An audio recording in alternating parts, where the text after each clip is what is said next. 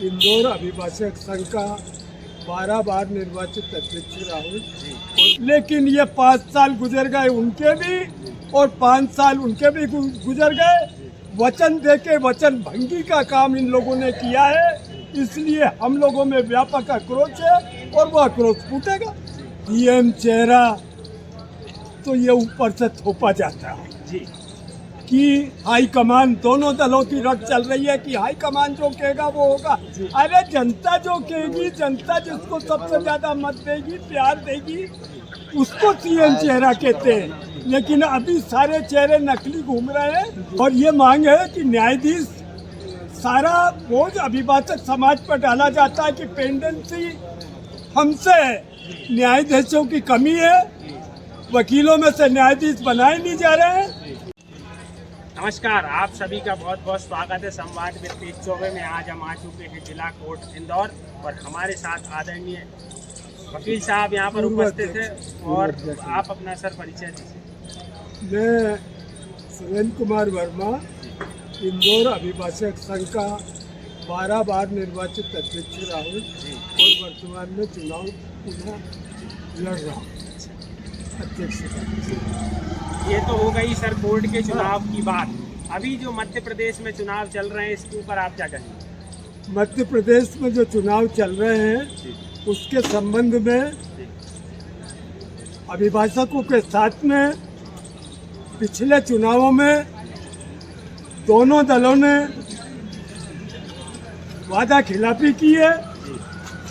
सर्वप्रथम हमारे बैरिस्टर और महा वकील मध्य प्रदेश के तनखा साहब के नेतृत्व में यहाँ कार्यक्रम हुआ था और उन्होंने, जो कि राज्यसभा के सदस्य भी हैं, प्रोटेक्शन एक्ट लागू करने का कहा था कि वकील लोग कांग्रेस की का साथ दे। हमने गंभीरता से, मैं तो राजनीति में हूँ नहीं और न रहना चाहता हूँ, लेकिन प्रोटेक्शन एक्ट की मांग के लिए हम सब एकजुट हुए थे। और इसी प्रकार से बीजेपी ने भी कैबिनेट में प्रोटेक्शन एक्ट को पास किया लागू करने के लिए, लेकिन ये 5 साल गुजर गए उनके भी और 5 साल उनके भी गुजर गए। वचन देके वचन भंगी का काम इन लोगों ने किया है, इसलिए हम लोगों में व्यापक आक्रोश है और वो आक्रोश फूटेगा। तो इस बार जो आप तो बोल रहे हैं बीजेपी ने भी अपने वादे नहीं निभाए, कांग्रेस ने भी नहीं निभाए, तो इस बार अधिवक्ताओं का आशीर्वाद किसकी झोली में जाएगा? कैंडिडेट देखेंगे जी कि स्थानीय स्तर पर कौन सा कैंडिडेट अच्छा है, किस दल का अच्छा है, क्योंकि मतदान का तो उपयोग करना है। लेकिन हमारे साथ में जो छल किया गया और 5 साल अभिभाषक समाज को उपेक्षित रखा गया दोनों दलों के द्वारा, इसलिए हम संगठित होकर किसी भी पार्टी का साथ नहीं देंगे। जैसा कि आप काफ़ी वरिष्ठ हैं, आपके पास काफ़ी एक्सपीरियंस है, एक और प्रश्न मैं आपसे अंतिम पूछना चाहूँगा कि सीएम चेहरे के ऊपर बड़ी हुंकार उठ रही है इस बार, आपका क्या कहना है? किसको सीएम चेहरा के तौर पर आप देखना चाहेंगे? सीएम चेहरा तो ये ऊपर से थोपा जाता है जी कि हाईकमान, दोनों दलों की रट चल रही है कि हाईकमान जो कहेगा वो होगा।